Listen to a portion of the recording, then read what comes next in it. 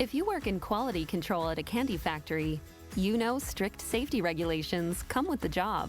It's why you partner with Grainger.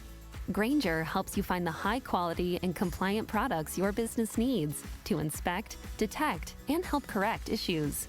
And the sweetest part is, everyone gets a product that's as safe to eat as it is delicious. Call 1-800-GRAINGER, click Grainger.com, or just stop by. Grainger, for the ones who get it done. Every team, every topic, everywhere. This is Believe.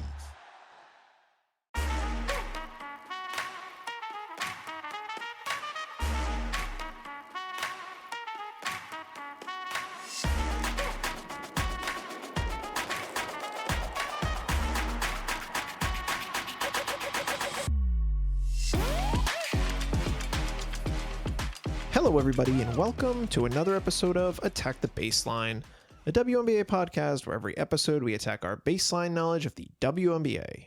We're your hosts, John and Kristen Barber, and today we're back to talk about a very interesting, young, and exciting Washington Mystics team. We had the pleasure of watching the Mystics play 3 games this week, and we're going to get into all of that and everything surrounding this young Washington team. But before then, Kristen, how are you? I'm pretty good. We had a beautiful weekend in Rhode Island at our friend's wedding, our college friend's weddings. It was super nice there. Yeah, oh yeah. Beautiful weather. Very nice to see people and hang out and visit, a place we haven't been in a long time. So great wedding, beautiful wedding, and pretty good in general. I mean, things in the world are crazy. To say the least. Yeah, but I think, we'll get through it together. My 2 cents, and obviously, we don't have to get into all of it, but just to, not be afraid to make your voice heard. Yes, speak out. Call your representatives. Yes. Call them, email them, text them, do whatever. Just make your voice heard. You put it perfectly. I don't think we need to say more about the subject. We're going to talk about the WNBA. But yes, all the best to Rachel and Nick. Congratulations on your beautiful Rhode Island wedding. And now back to the Washington Mystics. But before that, just some business. If you'd like to send us an email and let us know how you're feeling about this year's WNBA season, you can do so at our email, attackthebaseline@gmail.com, or connect with us on Bluesky and Instagram at ATBPod. Check out our TikTok. Also ATBPod, where we're doing little clips from every episode. Those have been really fun, and a lot of people have really enjoyed those. So do us a favor and check those out and subscribe there as well. And if you'd be so kind as to leave a 5-star rating and review on whatever platform you use, that would be so nice and would help us continue to grow the show. The W is rounding into form. We're about a third of the way through this thing, and there's going to be a lot more to talk about and a lot more games to cover.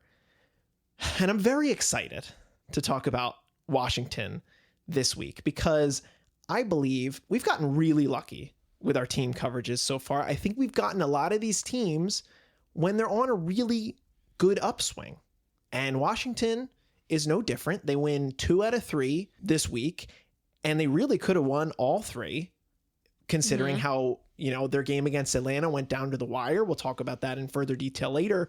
But I think Washington is one of the early surprises of the entire season. And there's been a lot of surprises, to be fair.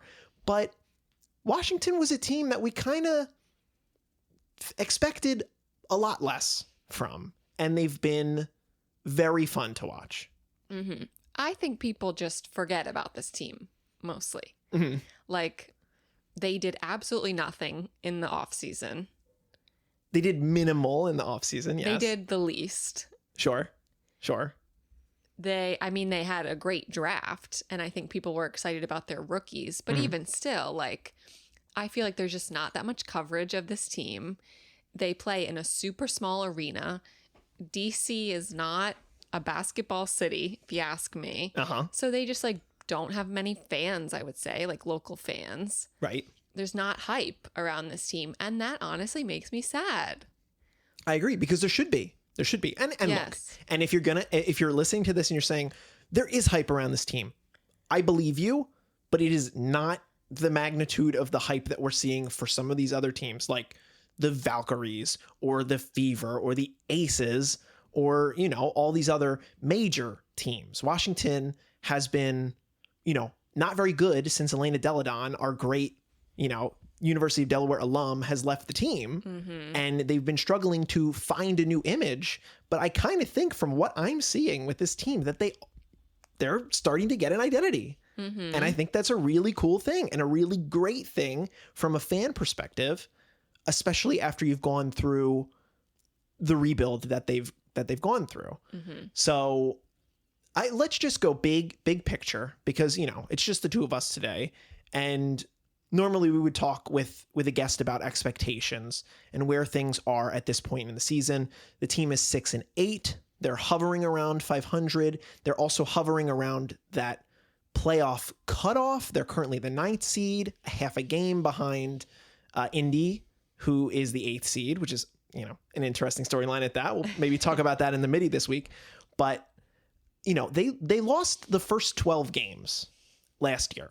They finished 14-26. I have to expect them to be better than 14-26. So like last year, they lost the first 12, then they basically went 500. Yes, they went 500. They went 14-14 after losing the first 12. Because many players were hurt last year at the beginning of the year. Correct. Which, while Aaliyah Edwards was hurt to start this year, most of them are healthy and most of them are playing. I guess not Georgia Amor, but she's not coming back this year to impact. Correct. So I do think that, you know, last year they were not as bad as they seemed. And I'm on the record of saying that. Sure. And this year, I think they're better than last year. Right. I think they're better than last year. Now we look at, you know, we went through their team compositions. They lost some players that were good for them last year. Obviously, they traded Ariel Atkins. They lost Julie Von Lowe in the expansion draft.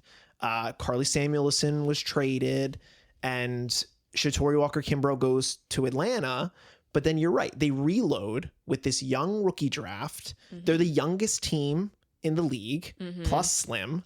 Their average age 24.9. Which is interesting. We literally just yesterday, as we're recording this, saw Oklahoma City win a finals as the second youngest team in the shot clock era since 1955 to win a finals. So there's nothing wrong with having a young basketball team as long as you have some talent there. Right. And something like, so they have the 4 rookies.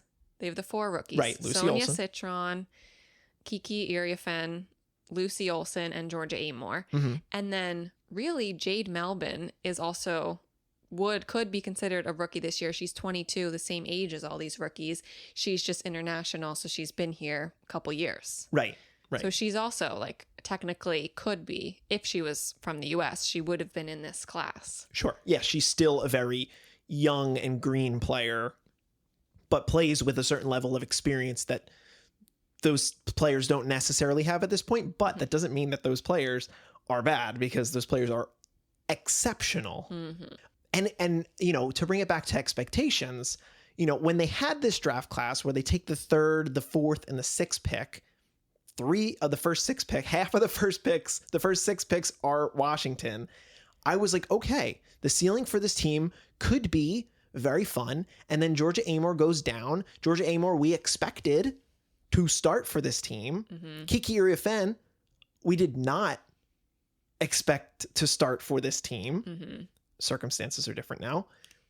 But honestly, when Georgia went down, I was like, okay, well, that's all right.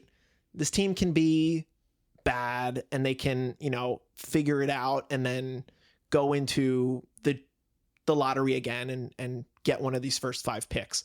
But now I kind of think, like, why the heck not? Why not just go and try to shoot for that 8 seed? Because there are plenty of teams that are susceptible right now as we look at the standings. Like Washington could kind of hang with some of these top teams. You saw them with Atlanta this week. So I think Washington, from a fan standpoint, is in the one of, if not the best place you want to be as a fan. If this was my team, I would be like actually so excited. And I Right. know we talk about, oh, what if the Mystics moved to Philly? That, I mean, that's, who knows? That's not a rumor. Right. That's my rumor. I would like literally love that. Like, this is such a fun young team. Right. And you know, you want to be the team that has no expectations, but plays good basketball and is fun to watch, because then whatever happens at the end of the year, you can be like, house money. If they get a top 5 pick in the draft, great. Then they're going to add another fundamental piece on whatever side, in front court, back court, whatever they want to do. Or if they make the playoffs, they're making the playoffs for the first time in a minute. So like, exactly. As a Washington fan, they must be juiced, must be excited.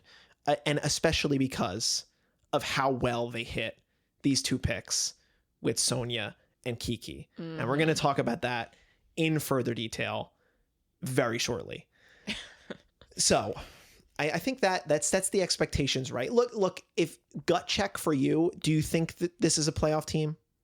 Where did I have them when we did our season previews? Let me check.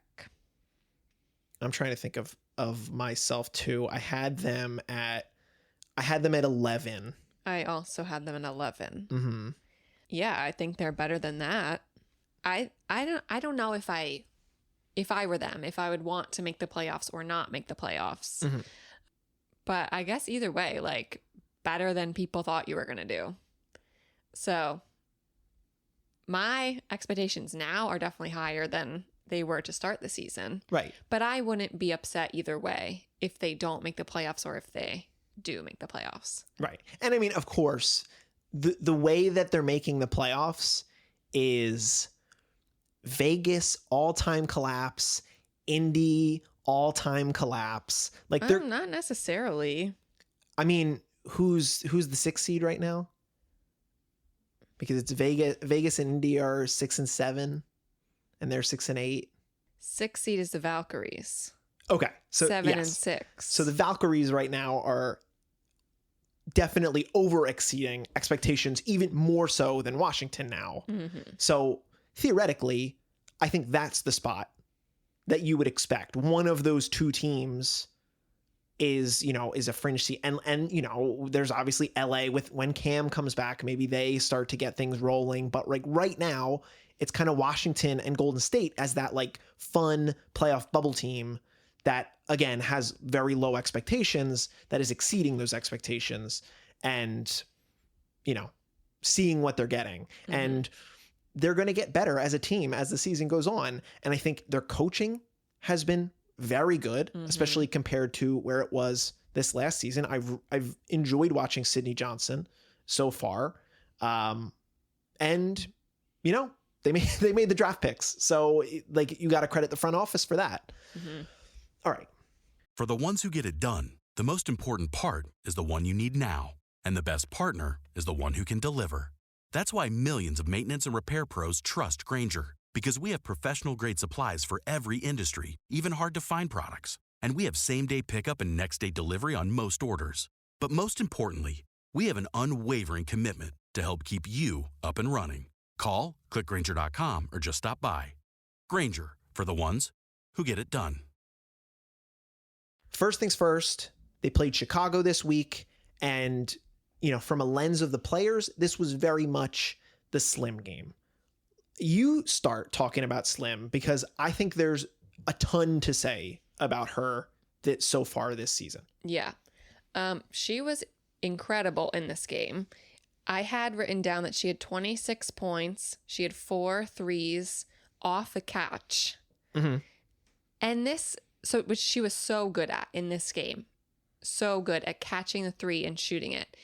But that's not really something that she did in either of these other 2 games, which I'm not really sure why, because it worked out so well in this first game, but they just like didn't run those sort of plays in the second and third. So that's something I'm going to keep looking out for as we watch them throughout the season. Like, how is Brittany Sykes being used? She is all over the court. She literally, anywhere you look, there's Brittany Sykes is there.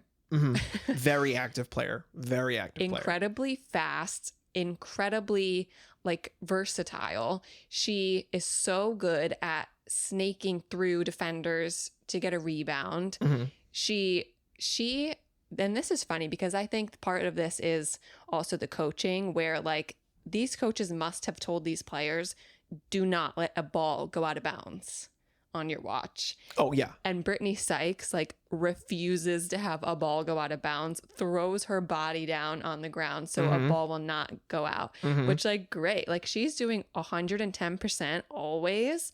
And I mean, that's just such a valuable thing to have on your team, period. Oh, yeah. Oh, my gosh. Yeah. Sometimes I think in my mind that Brittany Sykes is a little bit older than she is. She's only 31. So really, she's like very much in her prime here.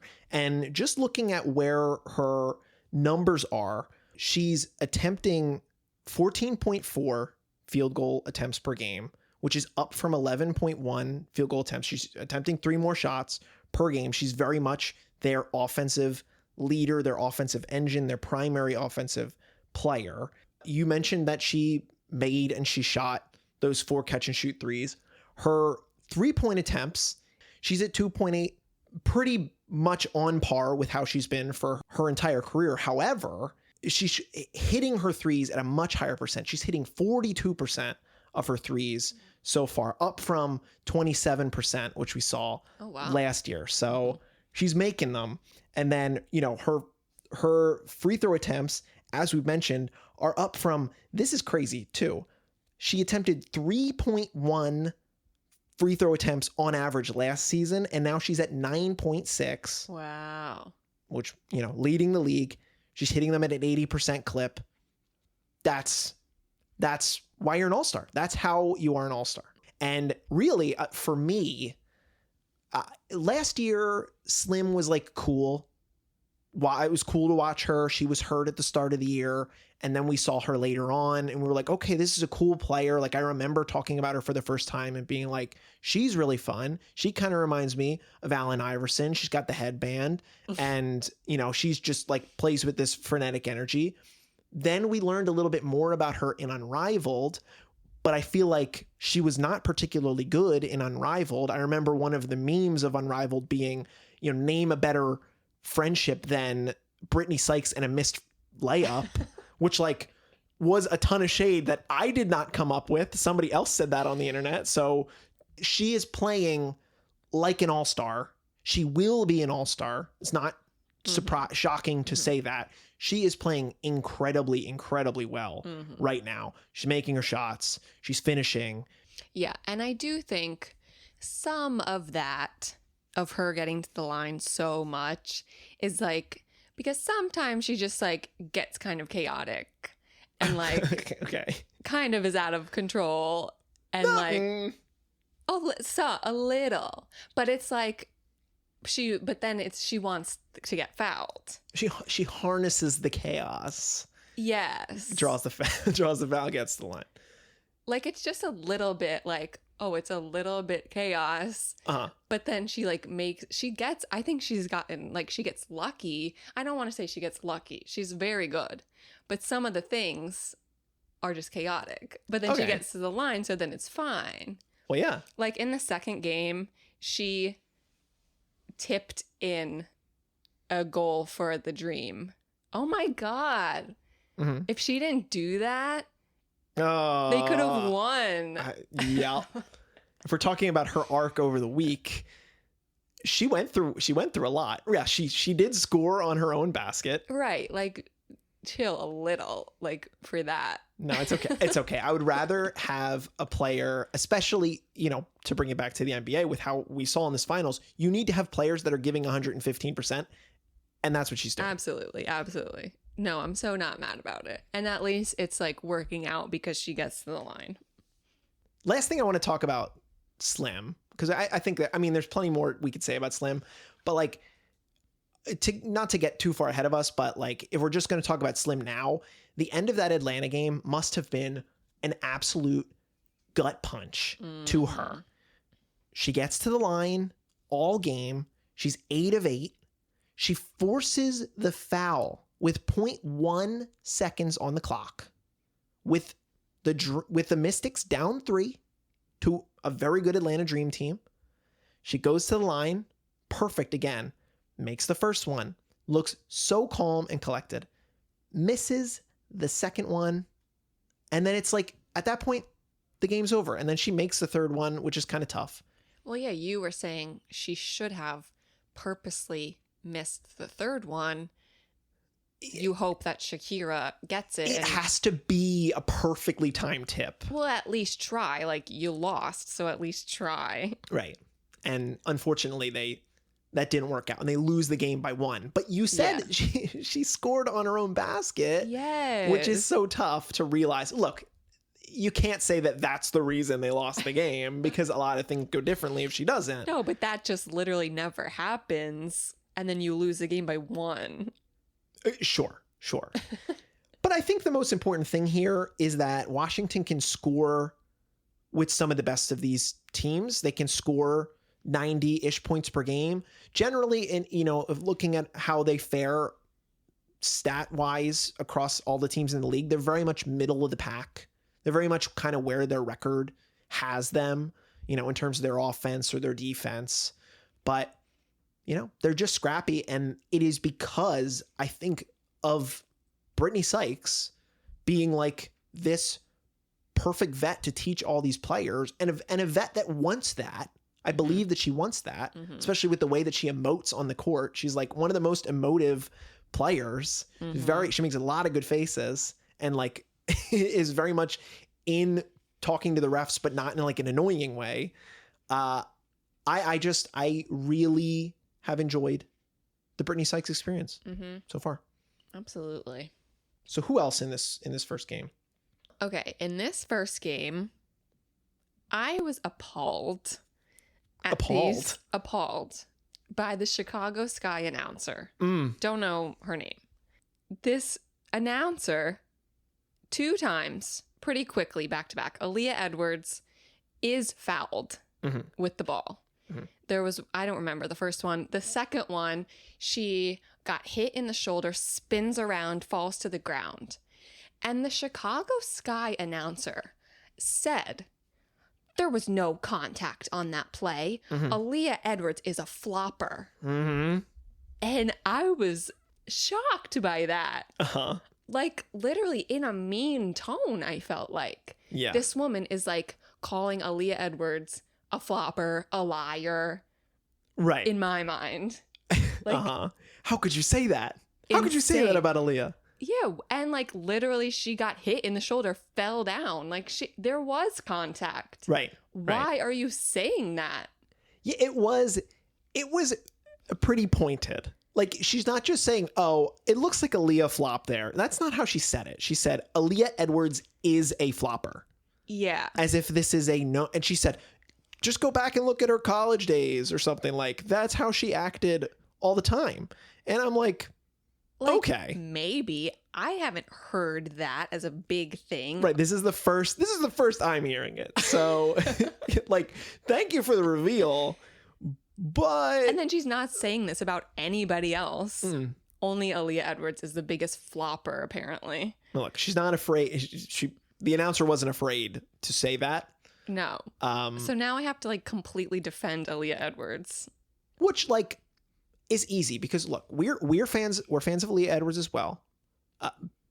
Aaliyah Edwards, who was a player that we enjoyed year one, saw a lot of growth. She came in second in the 1v1 tournament in Unrivaled. So she was a standout player. And unfortunately, she entered this year hurt.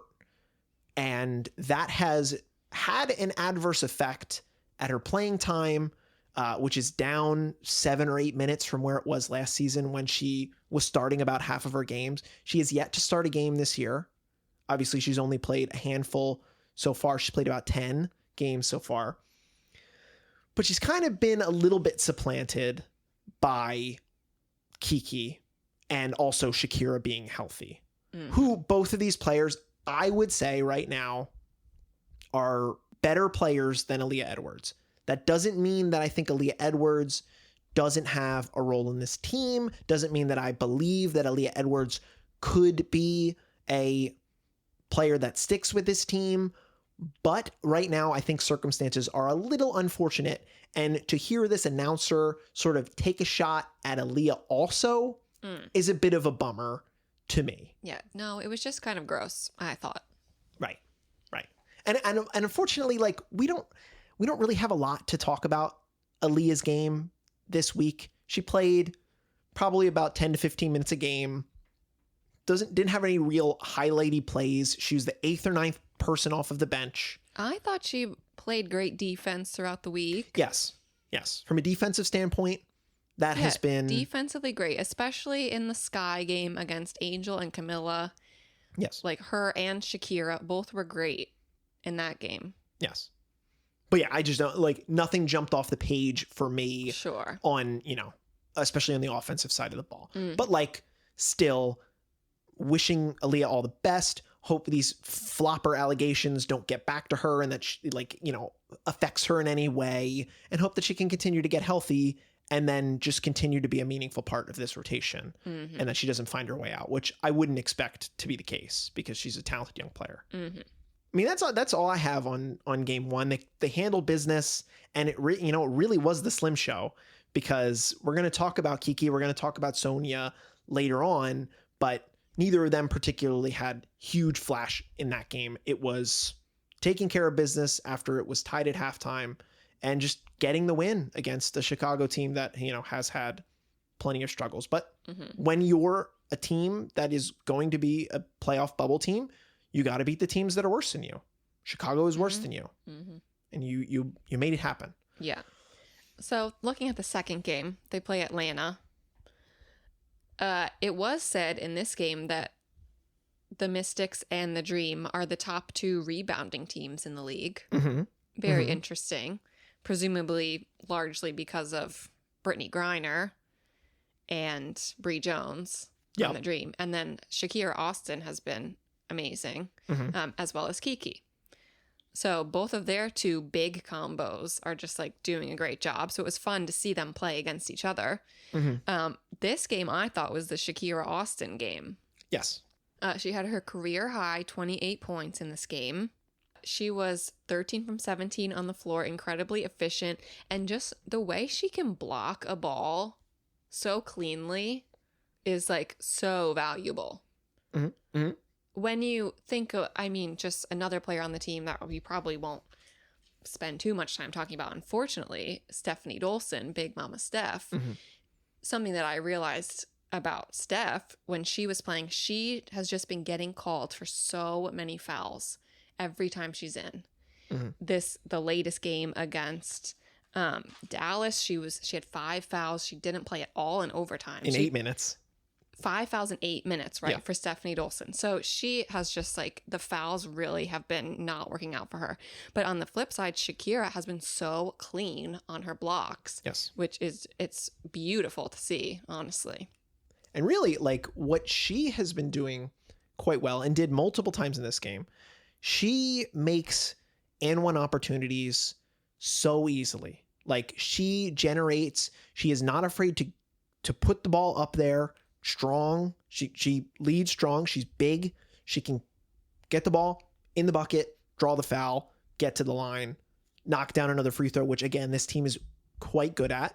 And this was fully on display. She is very healthy right now, which from, as long as we've been fans of the W, has not been typical for her. Unfortunately, she's had a lot of health struggles. However, when she is healthy, she can do this and put on a show on both sides of the ball. And, what I would add about Shakira at this point is the announcers, even in Washington, refer to her as a unicorn, to this concept of a player that can do everything, often used for Satu Sabali. I think there are some parallels between Shakira and Satu. I think that Satu is certainly a better shooter than Shakira, but there were moments in time last season where I questioned, what's the long-term plan for Shakira in Washington. And I think, head coach Sydney Johnson trusts her a lot to be the starting center. Mm-hmm. And I think she contributes to winning, even though this is her best game of the week and they don't win. But I do feel like, Atlanta is 2 tiers above them in terms of talent. And hey, they took it down to literally the last 10th of a second. Mm-hmm. So I think if Shakira continued to play, and Shakira, who also played very well in the third game this week, scored a lot of points, had a lot of rebounds. I feel like she's sort of blossoming into the player that they expect her to be when there have been a lot of question marks for her. Mm-hmm.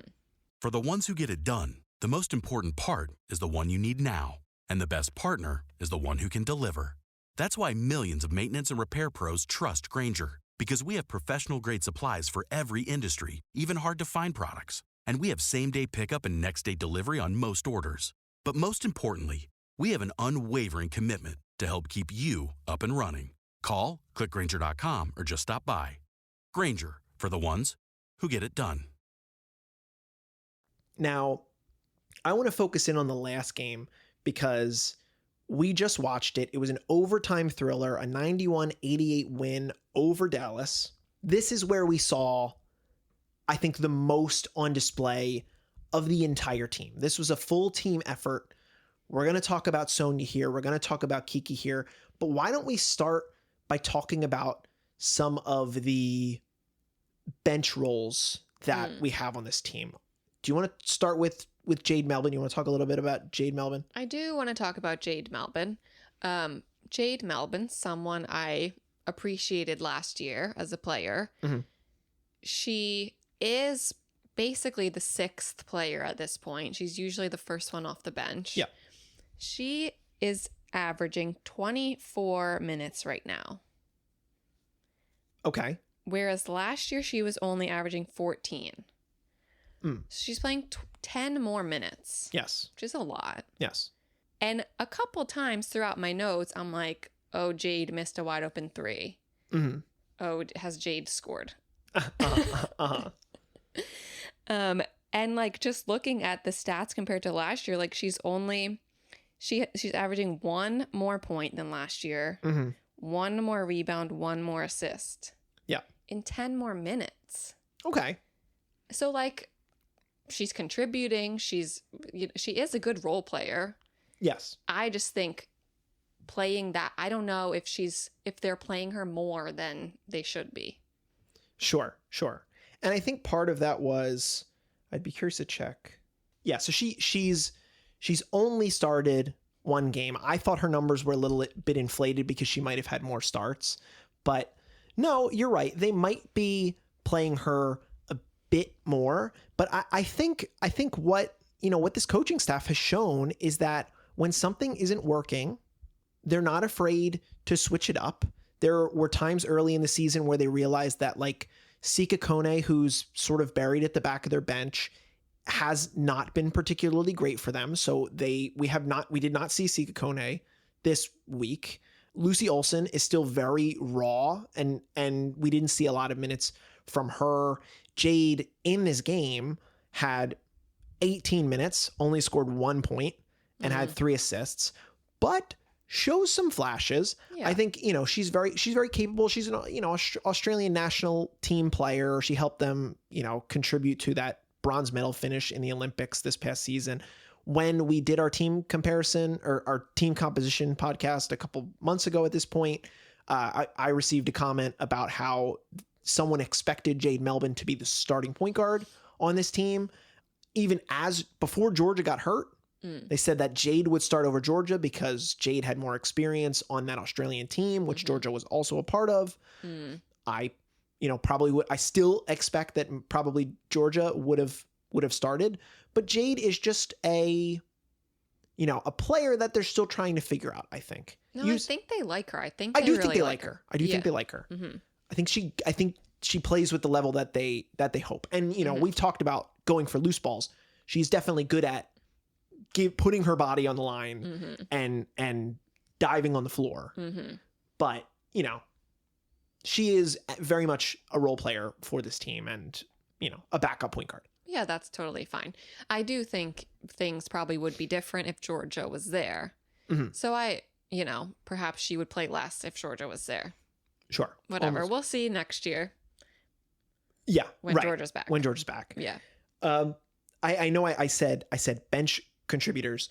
I do want to talk about Shug Sutton because Shug Sutton is this team's starting point guard. She started every game this week and has been way better than I expected. Mm-hmm. A player that I recall talking a bit about last year on Phoenix, but didn't really, honestly do a ton. And now she's in a position where she's operating this offense. She's actually, averaging less points per game than Jade. However, in this particular game, she showed to me that when you get her an open look, even from a little deeper from behind the arc, she's a very, very capable knockdown shooter, which is a reliable skill, of course. And she has a handle, which is why I think this is a display of Coach Sydney really likes Shug from what she does to operate the offense. And she's not going to be a primary scorer, but on a night like this where she has 15 points, you realize, okay, honestly, I get it. I get why she's in that role. Things would be very different if Georgia were there. Obviously, Jade started a game once this season, but right now it's an ain't broke, don't fix it situation with Shug Sutton. And I have in my notes that if they wanted to, that's a position that they could probably try to upgrade, but I don't think they really need to. But they kind of are already. They will, think, in Georgia. Right. So I'm saying if this year, if they wanted to try to push and be the 8th seed, they could make some sort of a trade for an upgrade at point guard and, rotate, either move Shug if somebody thinks that Shug is, a capable player that they want to add, or they keep Shug right there. But I just enjoyed the Shug Sutton appearance in this game specifically because the shooting was there and I was impressed. Mm-hmm. No, Shug Sutton seems like such a cool person. Just cool.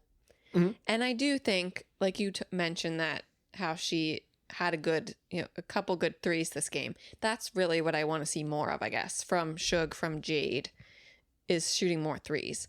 This team just does not shoot as many threes as other teams in the league.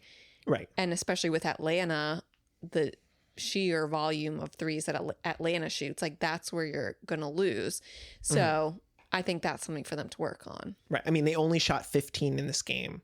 They made just under 50%. Dallas on the other side shoots 25. So they're still not right. They're still not built around 3-point shooting. Mm-mm. That was something that they weren't really built around last season. I mean, we've talked about Brittany Sykes is not a 3-point shooter. Georgia was the 3-point shooter that we expected to increase those numbers, but really 3-point shooting is not where they get their money. They get the rebounds, they get to the line, they get these putbacks, they do damage in the paint.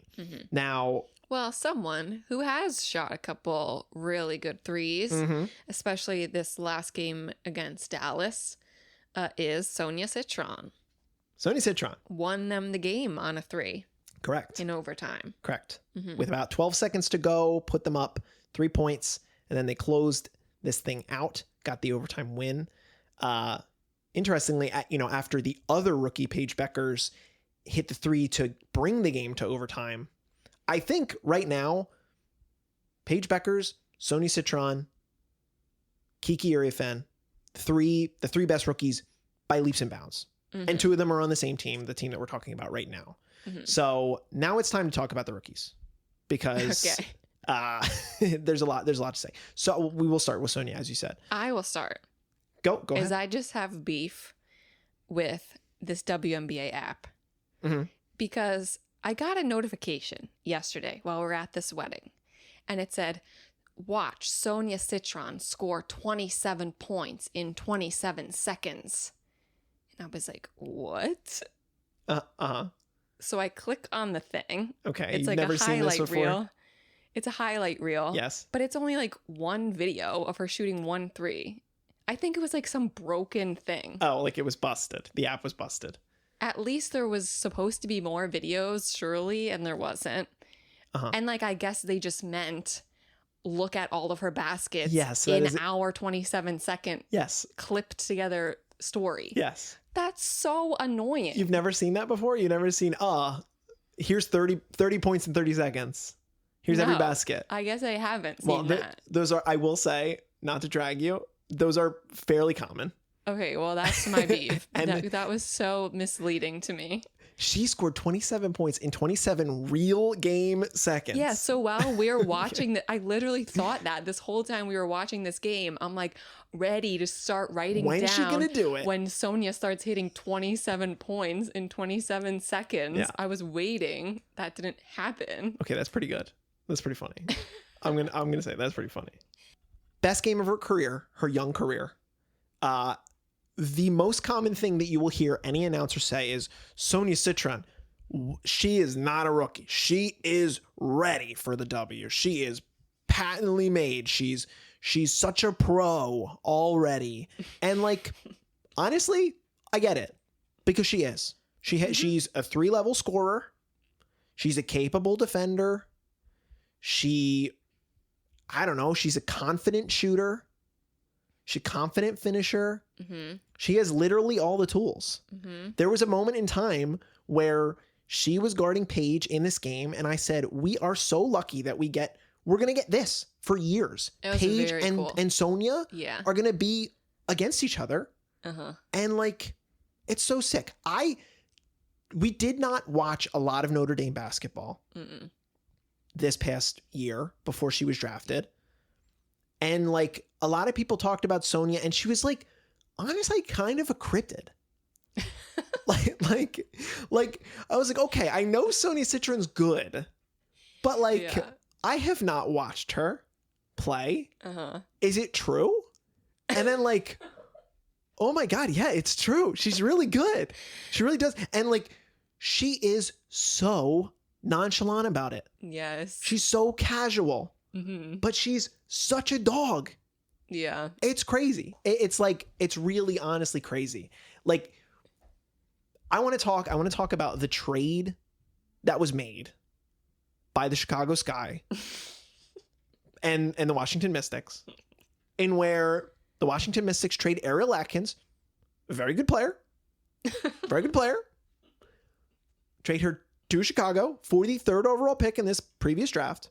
Now, look, everybody that doesn't want to hear this, just continue to go drag Jeff. Go drag GM Jeff in Jeff. Chicago. Yeah, Jeff Pagliuca, whatever, however you pronounce his name. Oh. Go drag him. I know you're going to. I know you're online dragging him because of the questionable choices that they've made in the front office in Chicago. But this was such an amazing trade for Washington to get this player to grow with this team, and more specifically, grow with Kiki Iriafen, because the two of them are like best friends now.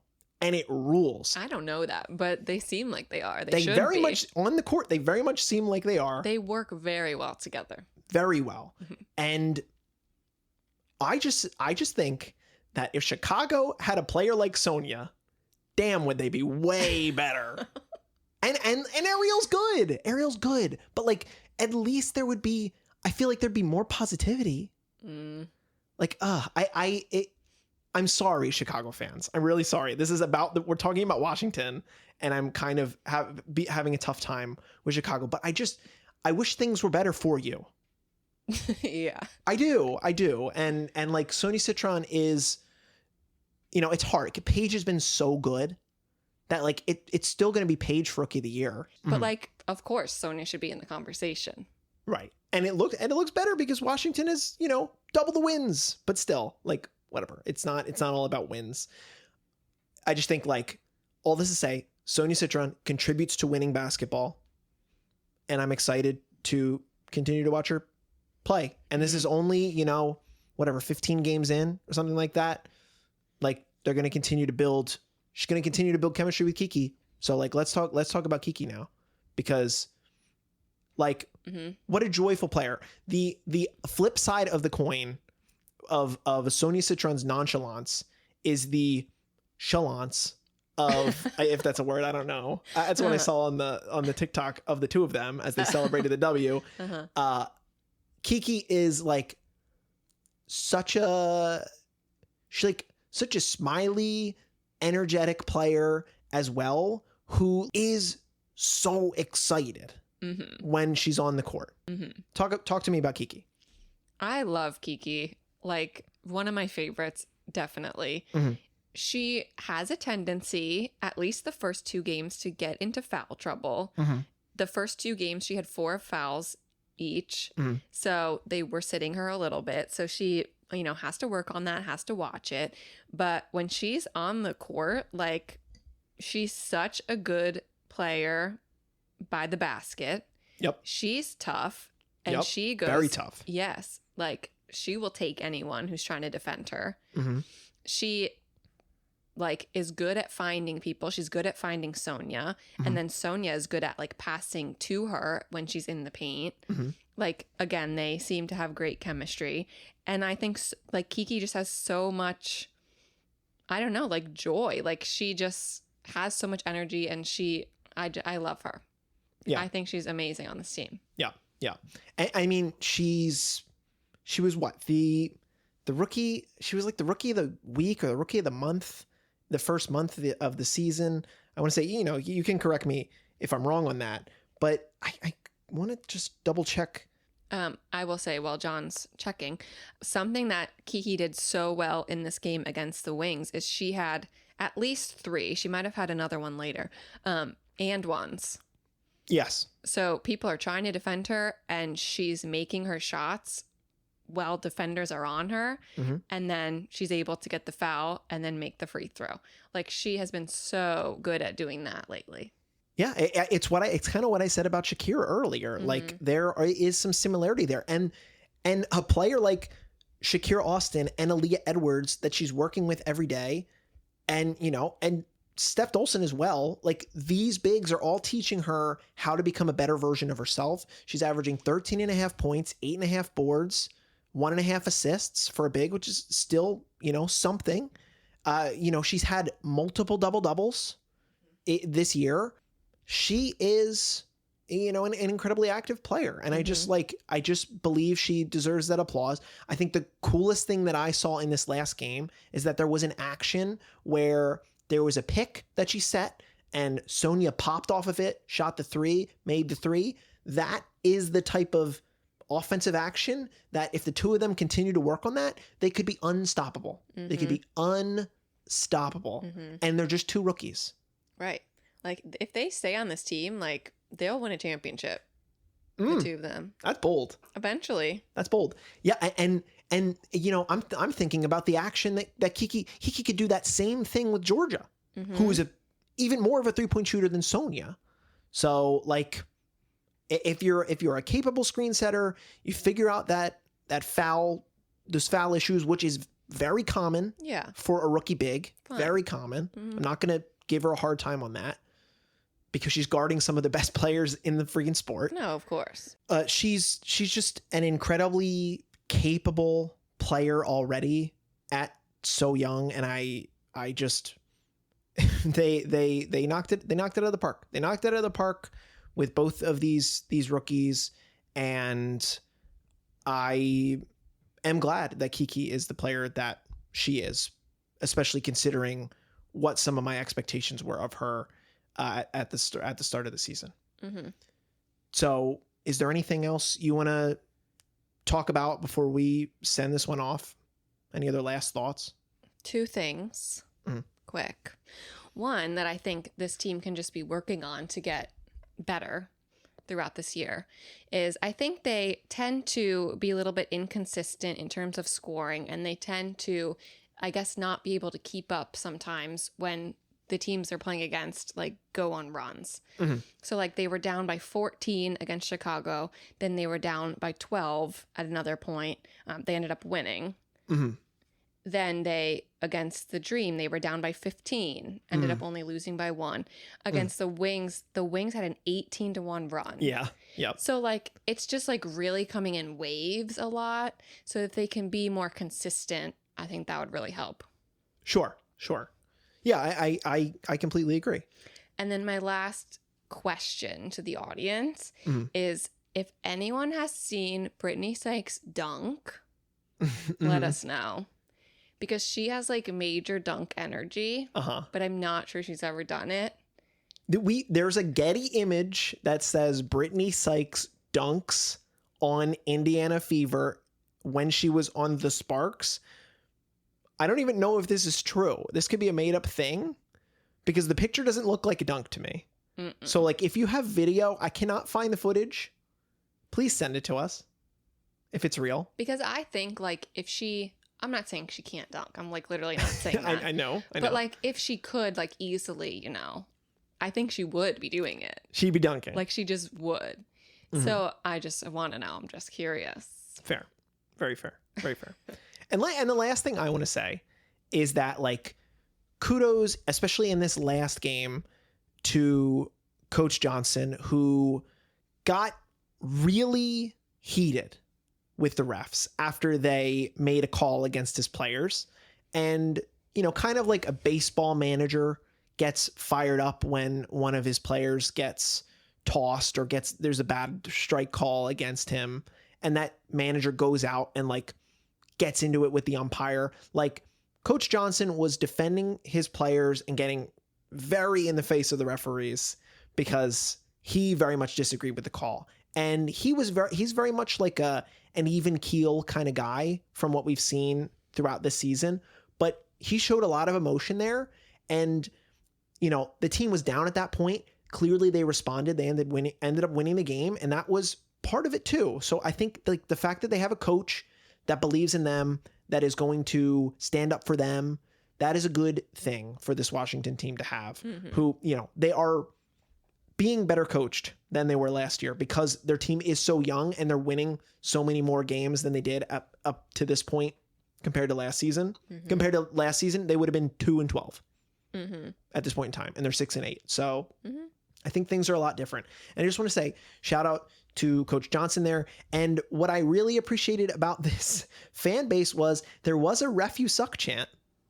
And I can't recall another W game in recent memory while watching where I get a ref you suck chant.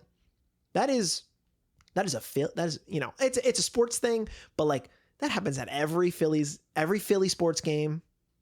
Every Sixers game. Every Eagles game. It's a very common thing in the city of Philadelphia. So I love it when it happens because referees tend to suck. Referees tend to suck. So, like, reminding them that they suck is awesome. When and thank you. 60 fouls in a game. 60 fouls. Way too many. Stop blowing the whistle. Stop it. Yeah. The whistle was loose in Atlanta as well. So, like, gosh. Referees. What's there not to say about them? Okay. Anyway, that's going to do it for our discussion of this interesting Washington Mystics team. Again, if you'd like to send us an email, you could do so. attackthebaseline@gmail.com. Connect with us, Bluesky, Instagram @ATBPod. Connect with us on TikTok @ATBPod. Check out our future coverage this week on the MIDI. We're hoping to get another one out on Wednesday as we're recording this on Monday. And that'll just cover all the other general news that is happening around the league. We're going to cover the Connecticut Sun next week. So looking forward to that. The team that is, you know, the lowest on the totem pole in the standings, but has some things of interest to discuss. And yeah, if you would be so kind as to leave us a 5-star rating and review on whatever platform it is that you use to listen to this podcast, please. That would be so great to help us continue to grow the show. Well, Kristen, I am staring at the baseline. What are we going to do? Attack it. Attack the baseline. Thank you so much for listening, and we will be back very soon with another MIDI with the news around the WNBA.